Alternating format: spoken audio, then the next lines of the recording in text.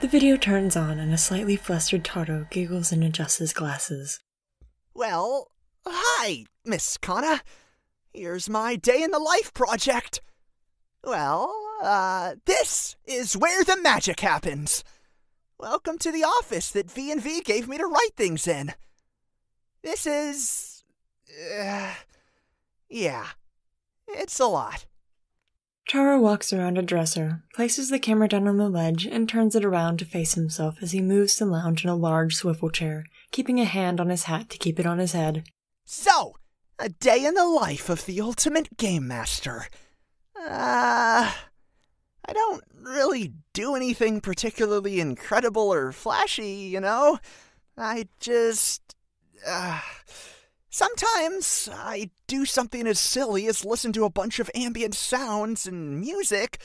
Oh, there's this really incredible website I found that has all that for free. And they have a support page. I made an entire campaign based around their sounds. And then we did a fundraiser to help the creator with their funds for a kitten they had rescued, and... He nearly falls out of his chair from swinging so much, which seems to jostle his thoughts back in place. Right! Day in the life! Sorry. God, it's really weird to talk about what I do instead of just doing it. But when I write a new supplemental guide, I just let it come to me. It isn't always something that you just sit down and write. You could spend days or even weeks just trying to think of something to write about, let alone how to actually make it playable. Taro sits in silence for a while, sitting back in his chair and taking out a fidget cube, not saying anything. The footage seems to have a few skips during the following sequence. Goliath with a double-bladed...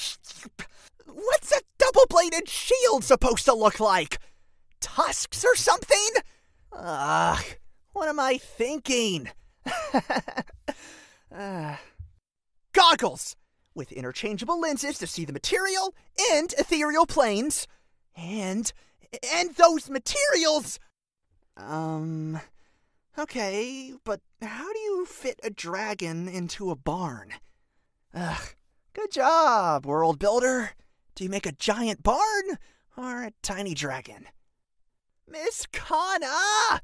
This isn't fair! I can't think of these conditions. Who is it? The video cuts out for a moment as a purple hoodie enters into the frame, and Taro's eyes light up. When it picks back up, Taro is recording himself on a swing set at a local playground.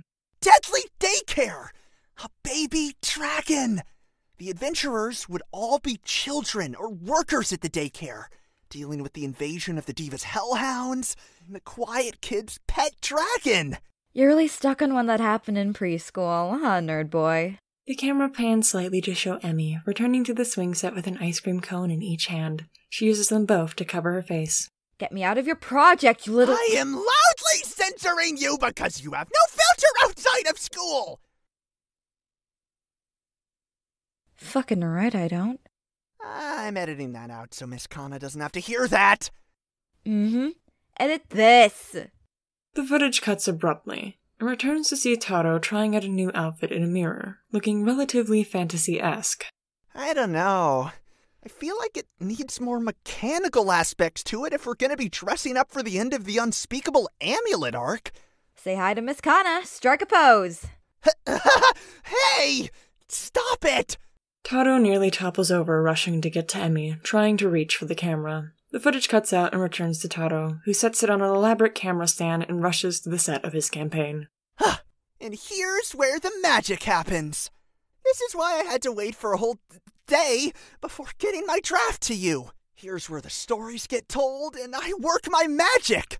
Tonight, we're finishing the longest running campaign to ever come from an officially licensed supplemental guide that I created. The Clear Tides of Estradu is the first guide I ever made. And this was how we were first discovered by Faults themselves. Taro spins around the large table, giving a little dance before smiling. My email will have the link to tonight's finale stream. But until then, that's a day in the life of me, I guess. Uh, plus friends.